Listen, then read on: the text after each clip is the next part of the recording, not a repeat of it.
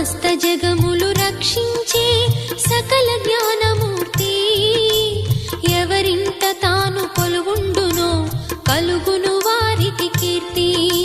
సకల సంపదల మూలము సుమనోహరి లక్ష్మి, శ్రీ చక్రవాసిని మాత శ్రీ విష్ణు ధర్మ పత్ని.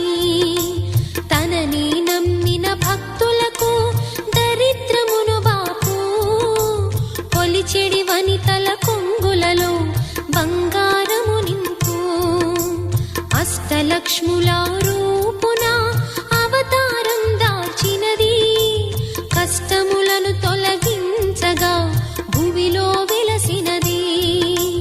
లక్ష్మీదేవి కథ, శ్రీ లక్ష్మీదేవి కథ, లక్ష్మీదేవి కథ, శ్రీ లక్ష్మీదేవి కథ.